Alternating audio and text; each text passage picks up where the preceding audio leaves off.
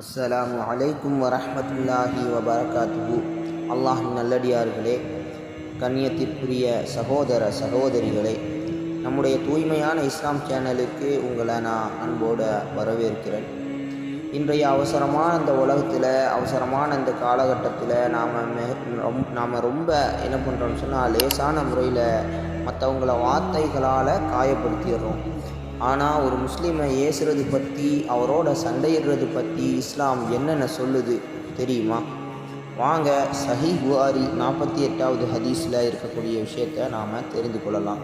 அப்துல்லாஹ் பின் மஸ்ஊத் ரலியல்லாஹு அன்ஹு அவங்க அறிவிக்கிறாங்க, அல்லாஹ்வின் தூதர் ஸல்லல்லாஹு அலைஹி வஸல்லம் அவர்கள் கூறினார்கள், முஸ்லீமை ஏசுவது பாவமாகும், அவருடன் போரிடுவது, கொலை செய்வது இறை நிராகரிப்பாகும், குஃப்ர் அப்படின்னு சொல்லியிருக்கிறாங்க. இதனுடைய ஆதாரம் சஹீஹ் புகாரி 48வது ஹதீஸாக இருக்கு. நண்பர்களே, இந்த ஹதீஸ் நமக்கு ரெண்டு முக்கியமான பாடங்களை நம்மளுக்கு கற்றுத்தருது. ஒன்று, ஏசுறது பாவம் அப்படின்னு சொல்கிறாங்க, ஃபுசுக் அப்படின்னு அர்த்தம்.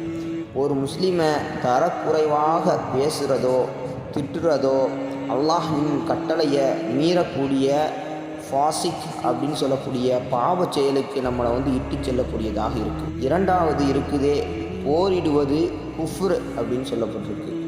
சண்டையிட்டு ஒரு முஸ்லீமுடைய உயிரை எடுக்கிறது அப்படிங்கிறது நம்முடைய ஈமானையே கேள்விக்குறியாக்கக்கூடிய அளவுக்கு பாரதூரமான செயலாக இருக்குது. நம்முடைய நாவால் மற்றவங்களுக்கு தீங்கு விளைவிக்கிறதும், கைகளால் வன்முறையில் ஈடுபடுறதும் உண்மையான இறை நம்பிக்கையாளருக்கு அழகல்ல. இந்த ஹதீஸை இன்னைக்கு நாம் நம்முடைய வாழ்க்கையில் எப்படி பயன்படுத்தலாம்? நமக்கு ஒருத்தரோட கருத்து வேறுபாடு வரலாம், கோபம் வரலாம்.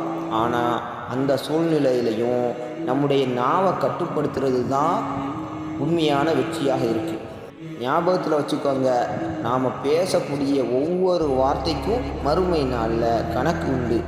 அதனால் தூய்மையான இஸ்லாத்தை பின்பற்றக்கூடிய நாம் வார்த்தையிலையும் நடத்தையிலையும் தூய்மையாக இருப்போம் இன்ஷா அல்லாஹ். இந்த தகவல் உங்களுக்கு பயனுள்ளதாக இருந்திருக்கும்னு நான் நம்புகிறேன்.